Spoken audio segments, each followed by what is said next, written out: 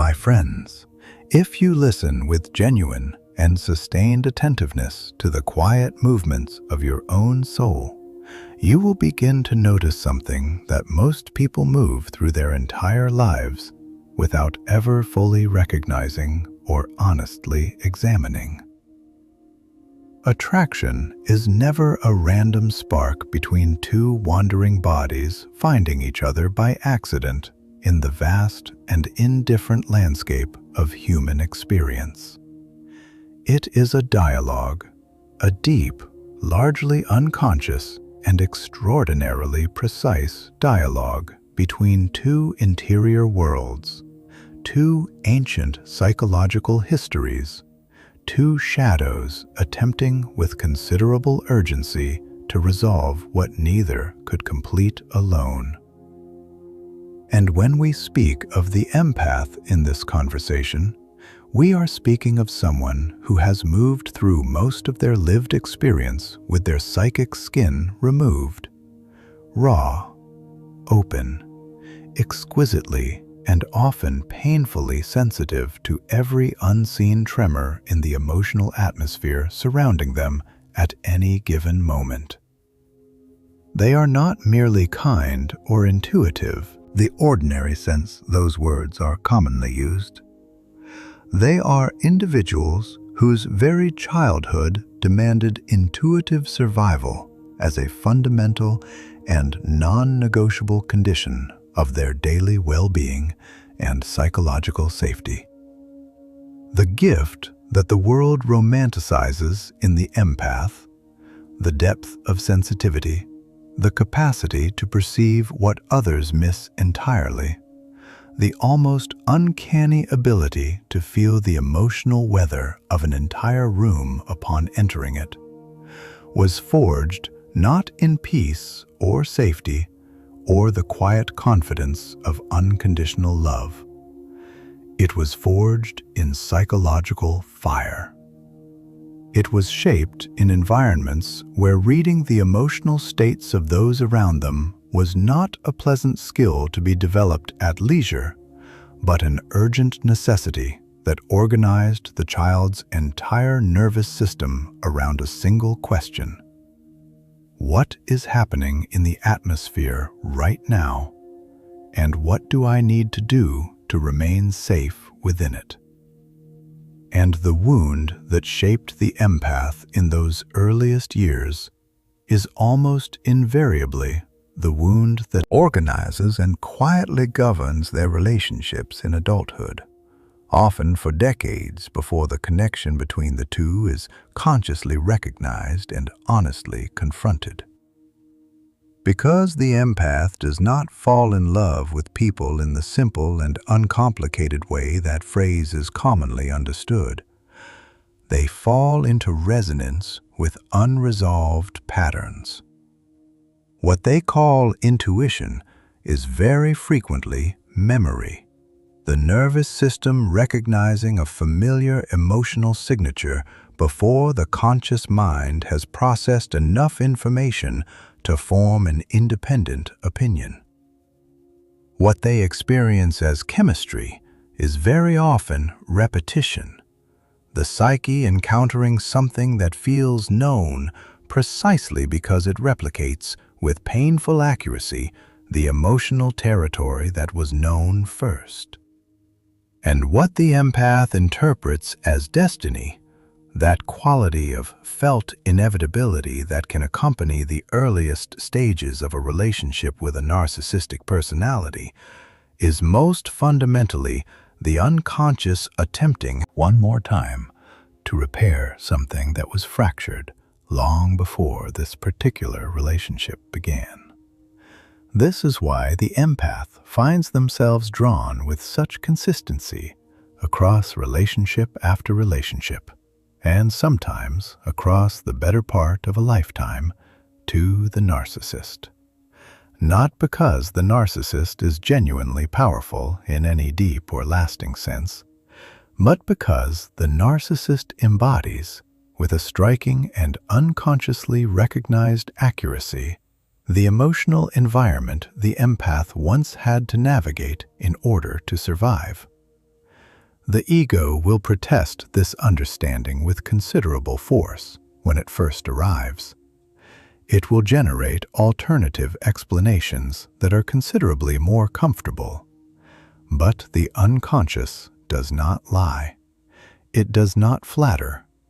It repeats what has not yet been genuinely understood, and it will continue repeating it with infinite patience and with increasing urgency until the understanding finally arrives with sufficient depth to make repetition unnecessary. Consider the child who grew up in a household where emotional instability was not an occasional disruption, but the prevailing and defining atmosphere of daily life. One parent chronically withdrawn and psychologically unreachable. The other unpredictable in ways that made any stable anticipation of their state effectively impossible. The child learns with a speed and thoroughness that has nothing to do with conscious intention to anticipate shifts in mood before they become externally visible.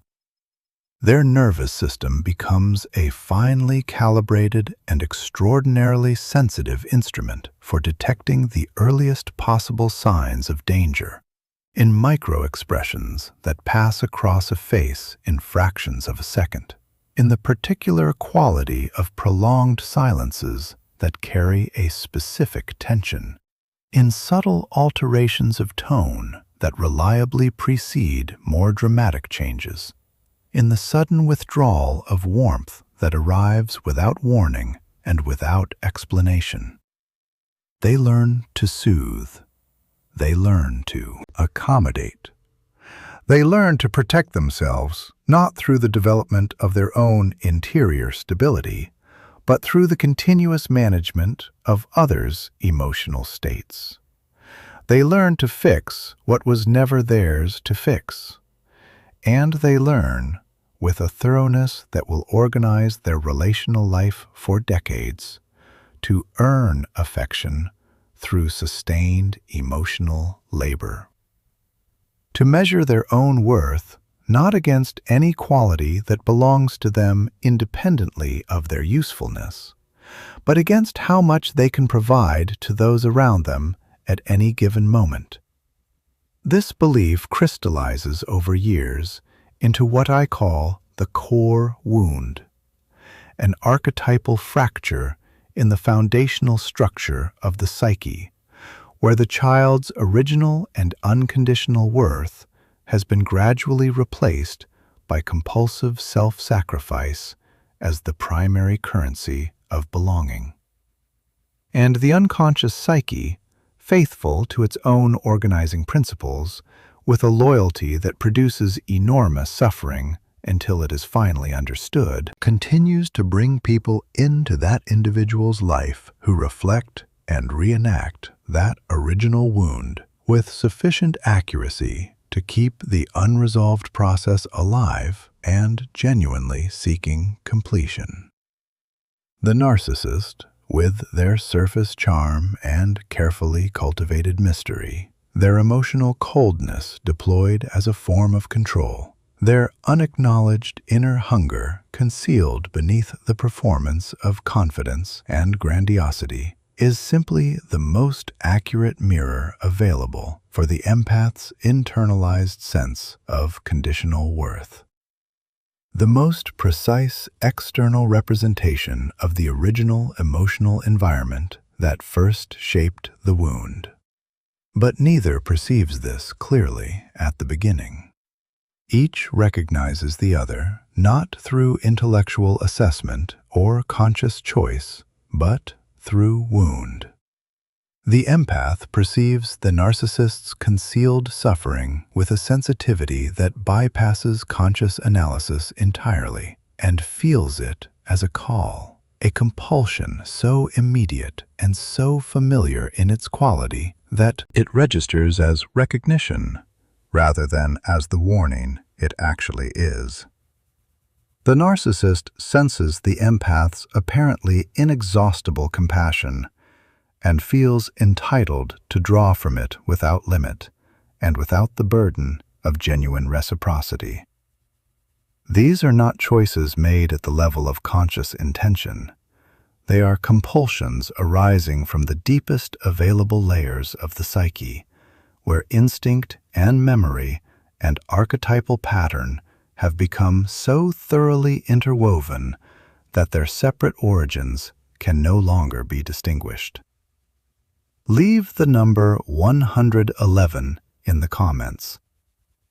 In the symbolic and psychological framework that informed Jung's entire understanding of the soul's movement toward genuine wholeness, 111 represents the first authentic awakening of individual consciousness, the specific moment when a soul begins to perceive, often with a combination of relief and profound disorientation, the invisible pattern within which it has been living its relational life. If what you are hearing right now is naming something you have been living without adequate language to describe, 111 is your signal. Leave it here and let this community know that the recognition has arrived. Until you make the unconscious conscious, it will direct your life and you will call it fate. Carl Jung. Your greatest and most beautiful journey is the one that leads you back to yourself. Subscribe to Carl Jung Philosophy and hit the like button, and let's walk that path together. To break this pattern in any lasting and genuine way, to disrupt what has become the primary organizing principle of the empath's relational experience at a level deep enough to produce actual and lasting change, one must descend rather than ascend. The wound is not resolved by directing more light outward into the world through increased giving, more refined compassion, or a more determined commitment to healing others. It is resolved by bringing genuine and unflinching illumination to the darkness within. When the empath finally turns inward, when they find the courage to examine the wound they have spent a lifetime circling and accommodating without ever directly confronting, something profound begins its irreversible movement in the foundational layers of the psyche. They discover that their sensitivity was never only a gift.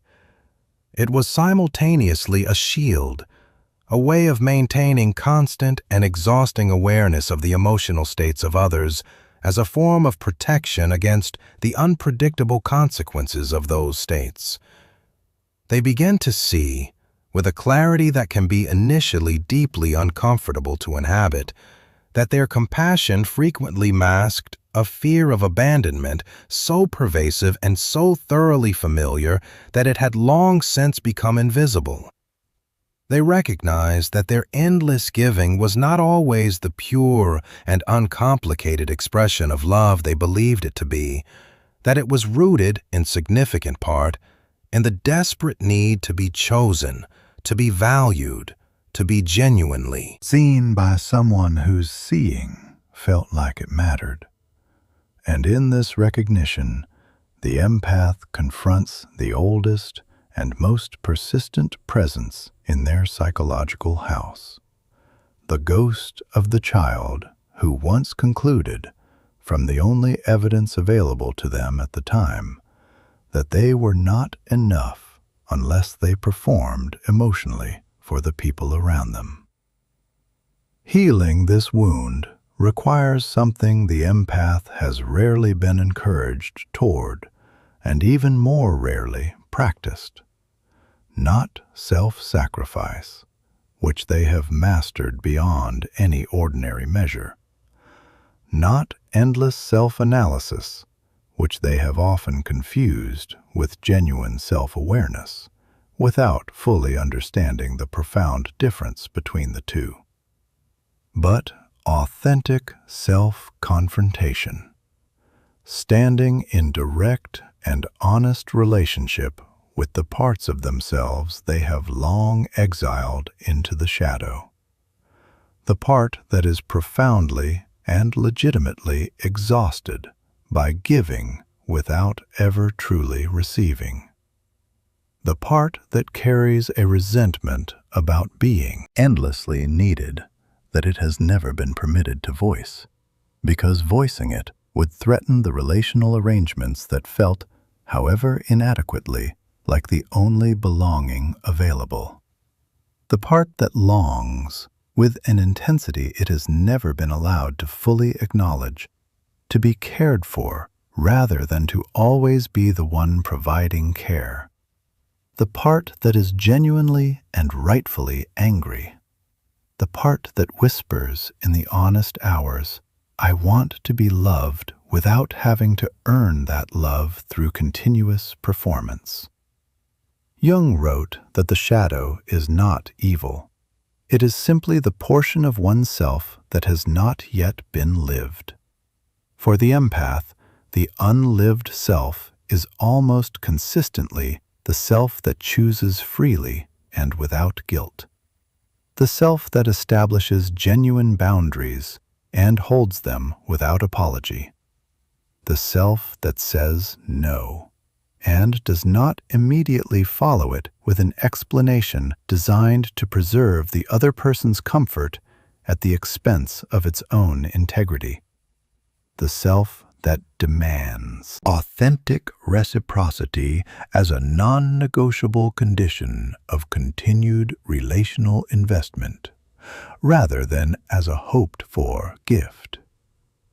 The self that does not apologize for occupying the space it was given the right to occupy simply by existing in the world. Imagine a dream. An empath stands in a forest at night, holding the lantern. The trees around them represent old relationships, dark silhouettes of people who drained, manipulated, seduced, or simply needed far more than they had any genuine capacity to offer in return. The empath believes these forms are alive, that they are present and watching, and requiring a response. But as the light of the lantern gradually brightens and expands into the surrounding darkness, they realize something astonishing. These forms are not people at all. They are projections, assembled from memory, shaped by accumulated fear, sustained by a longing that has not yet found its appropriate object.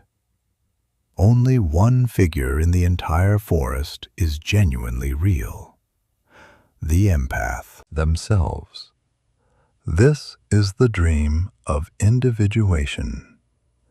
When the psyche finally shows the dreamer that they have been moving through their own constructed illusions, mistaking the ghosts of their childhood for the partners of their adulthood, and begins directing their full attention toward the only figure who has been genuinely real throughout the entire journey. As the empath begins the genuine work of claiming themselves, the unconscious begins rewriting the fundamental script of attraction at its deepest organizational level. What once magnetized now begins producing a subtle but unmistakable recognition of danger where it once produced desire. What once felt irresistible now registers as familiar in all the wrong ways. The familiarity of repetition rather than the recognition of genuine resonance. What once carried the emotional signature of destiny now has the recognizable quality of déjà vu. A pattern identified with enough accumulated clarity that it no longer possesses any capacity to disguise itself as something new or fated. This is where attraction flips, When the empath genuinely heals their core wound, the narcissist loses the specific form of influence they possessed over this particular person. The empath is no longer seduced by emotional intensity as a substitute for genuine depth. They no longer confuse the presence of chaos with the presence of passion. They no longer collapse into self-abandonment when confronted with coldness or strategic withdrawal, or the particular manipulation of their empathic nature that once produced such reliable and predictable results. And most significantly, they no longer mistake the sustained and exhausting labor of managing another person's emotional reality for the experience of being genuinely loved.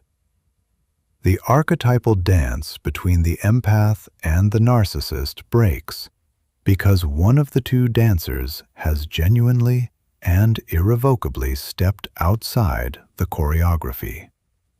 And a dance simply cannot continue when one partner has authentically stopped participating.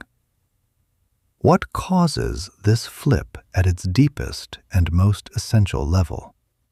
It is the moment the empath recognizes, with a clarity that bypasses intellectual understanding and registers directly in the body, in the nervous system, in the cellular memory of accumulated experience, that the narcissist was never a soulmate. They were a symbol of the empath's own unconscious need to replay the original wound in the hope of transforming it through a different outcome this time. And once the inner child who carries that need is genuinely seen, honestly acknowledged, and compassionately held by the adult self that was always available to do that work, the psyche no longer requires an external battlefield on which to fight the old war.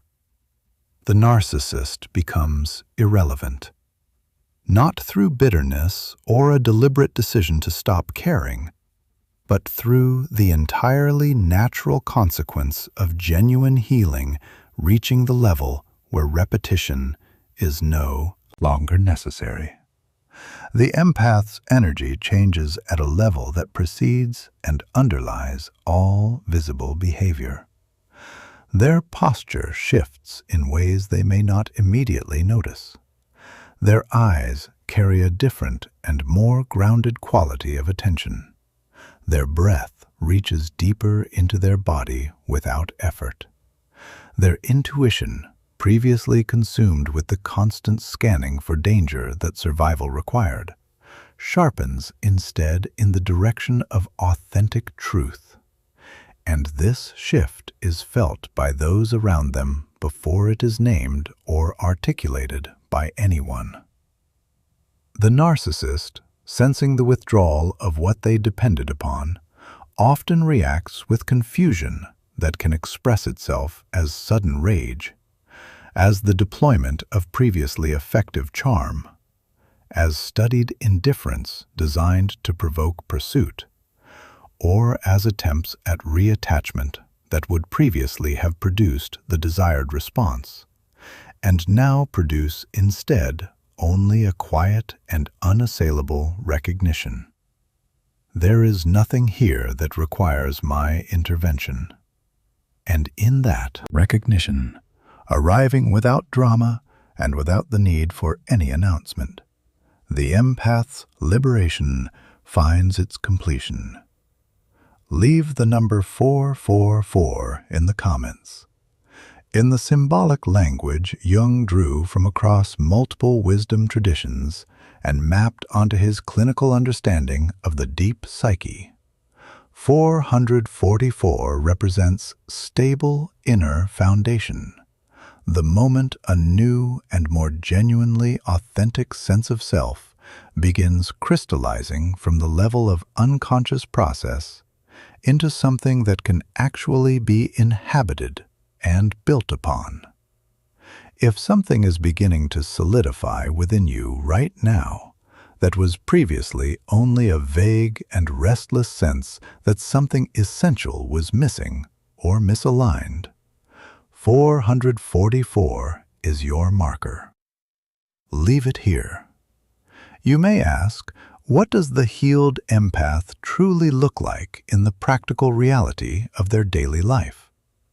Not the idealized version, not the hopeful portrait, but the actual psychological truth of it. They speak less, but when they speak, their words carry a gravity that commands attention without seeking it.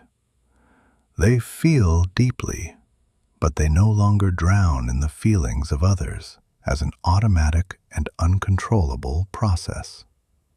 They sense suffering in those around them, but they no longer accept responsibility for fixing what belongs to someone else's interior journey. They remain genuinely kind, but their kindness is no longer a doorway through which anyone with sufficient persistence can access everything they carry.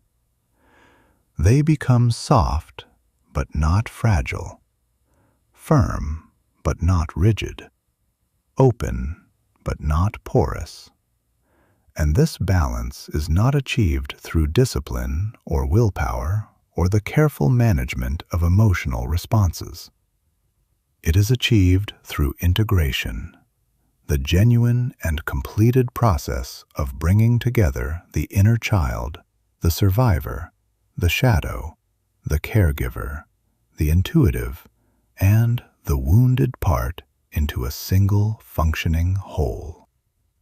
The psyche becomes a council rather than a battlefield, and when that happens at sufficient depth, attraction transforms at its very root. Before healing, the empath is drawn toward intensity because it resembles what they were taught emotional truth looks like. After healing, they are drawn toward authenticity because it resembles what they have finally learned emotional safety feels like. Before healing, they gravitate toward wounded individuals because those individuals mirror the empath's internalized belief that their purpose is to repair what is broken. After healing, they gravitate toward emotionally mature individuals because those individuals mirror the empath's rediscovered and deeply settled sense of their own worth. Before healing, the empath chooses from memory. After healing, they choose from vision. And this shift is so thorough and so complete that it changes not only who they love, but what they notice, what they are drawn toward, what registers as interesting or significant in the human landscape around them. The unconscious works differently from the conscious mind in its process of communicating. Healing. It does not shout. It stirs. It sends symbols in dreams, meaningful coincidences in daily life, emotional echoes that rise and fall like tides seeking the shoreline of awareness. And when the empath is genuinely on the verge of healing the core wound at the deepest available level, the unconscious signals this shift in ways the rational mind cannot fully grasp, but the body recognizes immediately. One dream I have often heard from empaths during this passage is the dream of collapsing bridge. They stand at one end, looking toward the other side, where a familiar figure waits. Someone who has embodied both desire and fear, both the promise of love and its reliable withdrawal. The empath begins to walk toward them, but with each step, the bridge fractures. Eventually, the path dissolves entirely. The empath stands alone with the physical sensation of falling. Yet they never actually fall. Time holds itself still. A strange and completely unexpected calm settles in their chest, and when they turn, they discover a new path behind them, one that was always present, but entirely invisible so long as their attention was consumed by the figure waiting on the other side.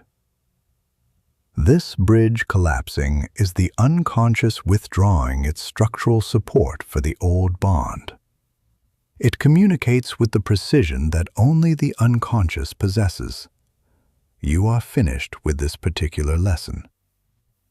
The falling is the ego's genuine fear, the dread of losing not only the relationship, but the entire identity organized around it.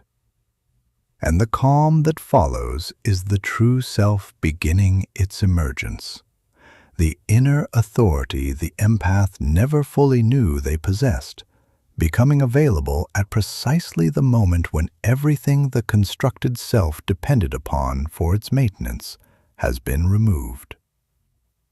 The empath often misreads this emergence in its earliest stages.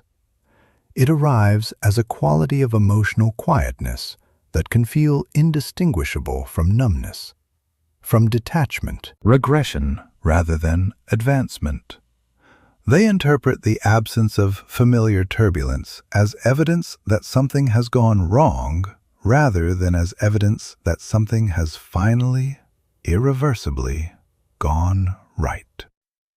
But this quietness is the psyche recalibrating itself. For the first time, the empath is not reacting from survival. They are not scanning, not contorting, not absorbing. They are simply existing. And existence without emotional labor, pure, unperformed, unconditioned presence, feels so foreign to a nervous system trained in its absence that its peace is initially difficult to receive without suspicion. Leave the number 528 in the comments. In the vibrational and symbolic framework that builds on the archetypal language Jung mapped throughout his career, 528 represents the specific frequency of genuine transformation reaching all the way into the core organizational structures of the self. If you feel that depth of transformation beginning to move through your understanding, right now, 528 is your signal. During the passage of genuine healing, many empaths experience what I call the psychic shedding, an intermediate stage where old emotions surge unexpectedly and sometimes with startling force. Grief, anger, a loneliness that is somehow different in quality from the loneliness that characterized the relationship. Relief that arrives alongside loss in ways that feel contradictory but are in fact entirely appropriate. They may find themselves mourning not only the narcissist, but also the version of themselves who endured so much for so long. They may grieve the years spent overgiving, the childhood moments swallowed in silence, the love poured into places where it could not take root and was never genuinely received. This grief is not a sign of weakness or regression. It is sacred. It is the soul recognizing its own resurrection, acknowledging the weight of what was carried so that it can finally be set down with full awareness of what it was. During this shedding, many empaths describe dreams of water, floods, rain, ocean waves rising and falling with a persistence that mirrors the emotional process exactly. Water is the symbol of the unconscious, the realm of feeling, memory, and intuition. These dreams indicate that the psyche is actively cleansing itself, releasing emotional residues that have been stored for decades without adequate processing. Sometimes the water in the dream is murky. Sometimes it gradually becomes clear. Sometimes the dreamer is initially drowning. Sometimes they rise effortlessly to the surface. The water mirrors the psychic process exactly, showing the dreamer where they are in the passage without judgment and without urgency. And then something even more significant occurs in the dream landscape. The appearance of thresholds, doors, gates, open fields. These images mark the transitional phases of the healing process. A door opening gently means the psyche is genuinely ready for a new narrative, one it is authoring rather than inheriting. A locked or jammed door means resistance remains and requires honest acknowledgement rather than forced movement. A guarded gate symbolizes the need for discernment, the developing capacity to choose wisely who is permitted into the inner kingdom that the empath is finally learning belongs to them. And the bridge rebuilt, not collapsing this time, but standing, signifies the reconciliation between the conscious and unconscious dimensions of the self that individuation at its deepest level produces. But perhaps the most significant and most beautiful dream symbol for the healed empath is the appearance of a child, not wounded, not crying, not afraid, but curious, moving through the dream landscape with the open and undefended interest of someone who has not yet learned that the world requires their constant vigilance. This child often leads the dreamer to a place of genuine innocence or wonder, a forest clearing, a garden, a field of light that seems to have its source nowhere and everywhere simultaneously. This child is not the past self. It is the emerging self, the one who is finally free from the organizing influence of the core wound. When this child appears in the dream life of an empath, healing is no longer a distant possibility being worked toward. It is a living reality already in process. In waking life, the empath begins to feel this new freedom as a quality of inner spaciousness they have never previously experienced in their own being. They feel less weighed down, less entangled in obligations that were never genuinely theirs, less burdened by the emotional states of those around them. They begin to move through the world with a subtle confidence that requires no performance and seeks no audience. The quiet confidence of someone who finally knows, in the most embodied and reliable sense, who they are. They stop apologizing for existing. They stop shrinking in the presence of strong or demanding personalities. They stop explaining their worth to people who have already demonstrated they will not recognize it. They begin to occupy their life fully, not as a performance of presence, but as genuine and unhurried habitation of their own experience. The healed empath becomes, in a meaningful psychological sense, invisible to narcissistic personalities. Not literally, but the patterns no longer align in the ways those personalities require. The frequency has shifted. Narcissistic individuals may deploy the familiar openings of the dynamic they have mastered, and find that nothing takes hold. The empath does not provide the emotional responses the narcissistic pattern requires in order to sustain itself. The subtle choreography of giving and absorbing and softening and rescuing that once organized their interactions does not begin. Sensing this incompatibility at an instinctive level, the narcissist moves on in search of more accommodating psychological territory. while simultaneously emotionally whole individuals, those who have done their own interior work and developed genuine self-knowledge, begin feeling drawn toward the empath's presence with a naturalness and ease that the empath may initially find surprising, but gradually learns to receive without suspicion or the reflexive assumption that something must eventually go wrong. There is a moment near the conclusion of every genuine inner transformation when the psyche turns inward one final time, not to revisit the wound for another iteration of the familiar process, but to bless it. The empath discovers that healing does not mean erasure. The unconscious does not work through erasure. It works through transfiguration. What once felt like suffering is absorbed into a larger and more coherent pattern of meaning. What once appeared as punishment reveals itself in the light of completed understanding as initiation. The wound was never a curse.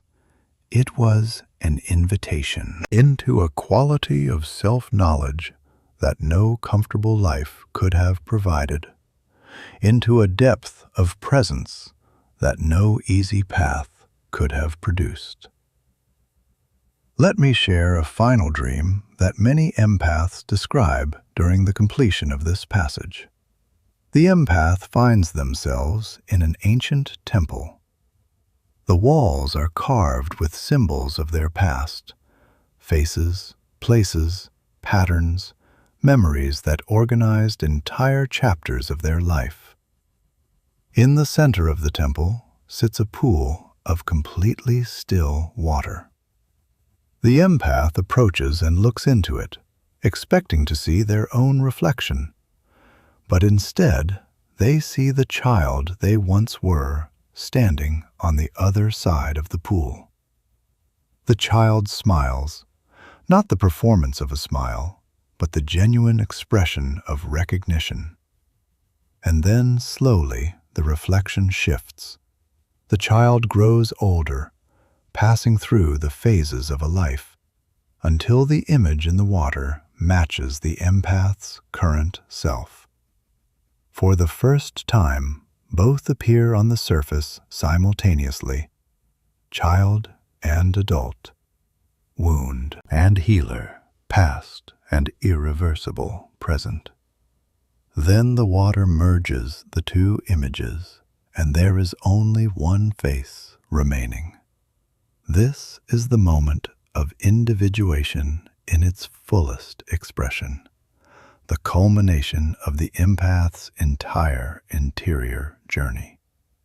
The unconscious withdraws its projections, the psyche ceases its reenactments, and the self finally emerges whole, not as something constructed or achieved, but as something remembered, something that was always there, waiting with extraordinary patience beneath everything the wound required.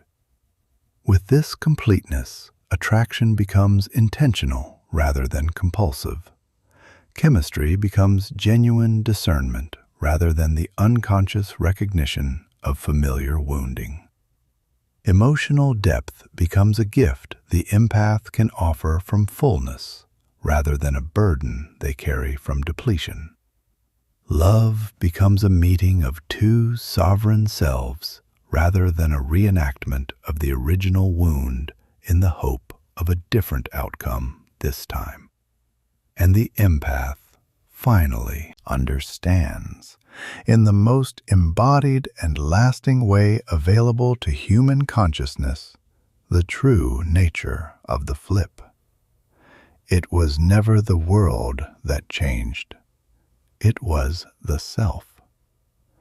And when the self genuinely changes, when the core wound has been seen and acknowledged and integrated rather than simply managed, the outer world must follow. It has no alternative. The inner mirror has been cleaned, and what it now reflects is no longer the pattern. It is the person. Subscribe to Carl Jung philosophy and continue this journey with us, because the healing of the core wound is not the conclusion of the empath story. It is the true and genuine beginning. The moment when the power they spent years attributing to those who held it over them reveals itself as having always been their own. The moment when attraction becomes not a compulsion organized by unconscious repetition, but a freely chosen expression of who they actually are. Leave the number 777 in the comments.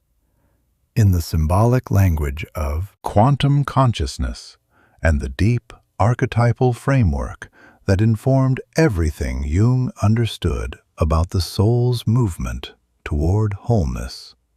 777 represents the alignment of inner truth with outer reality, the precise moment when what has been healed at the deepest level of the psyche begins expressing itself with unmistakable clarity in the quality of relationships, choices, and lived experience surrounding it. If these words have reached something genuinely real in you today, if the pattern described here has been your pattern, and something in how it is being named feels like the beginning of authentic release, 777 is your declaration. Leave it here. Let this community witness the moment the old attraction permanently lost its grip. And let what comes next be freely, genuinely, and entirely yours.